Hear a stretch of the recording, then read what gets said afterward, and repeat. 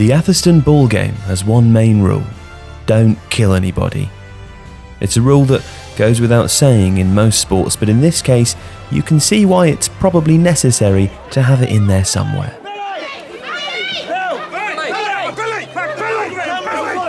The game kicked off in 1199. On Shrove Tuesday of that year, two teams, one from Leicestershire and one from Warwickshire, competed over a period of several hours and across several miles of countryside to seize control of a bag of gold. Even at a time when violence was part and parcel of everyday life in England, the so-called Match of Gold was notable for its brutality. There were no referees, and with local pride at stake as well as the gold itself, gouging, bludgeoning and bone-breaking were the order of the day. There might even have been a bit of football in there too. The game's origins can be traced even further back than the 12th century though.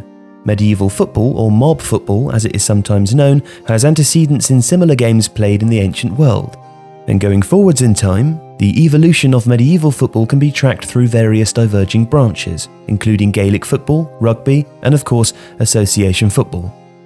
Warwickshire won the 1199 Match of Gold, and for the following 820 years, an annual game has taken place every Shrove Tuesday in the county's market town of Atherstone to mark the event. While many other similar Shrovetide games have come and gone across England over the centuries, the Atherstone Ball Game is still going strong. Wars, social upheaval, and the foot and mouth crisis of 2001 have all failed to cause a break in its bloody 820-year streak. The Highways Act of 1895 was introduced in part to put a stop to ball games being played in public streets. The locals in Atherstone didn't seem to pay it any heed, however.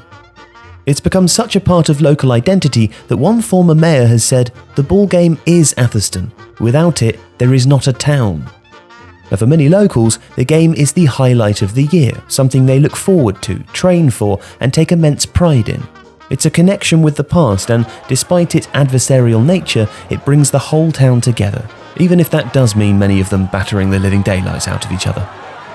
Now there have, over the years, been a few changes to how the game is played, including the addition of the no-killing rule.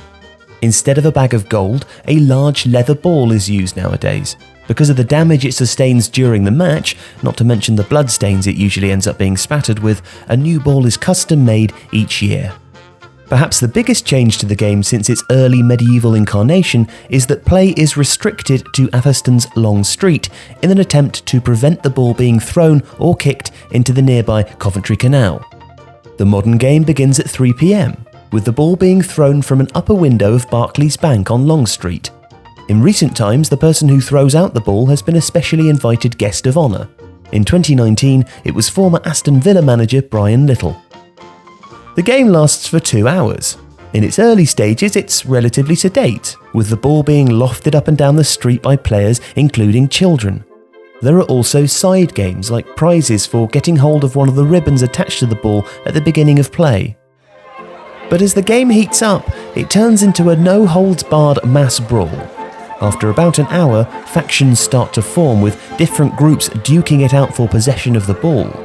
Players, who number in their hundreds, throw punches, kicks and elbows and use the boarded-up shop windows as launch pads for flying tackles and surprise attacks.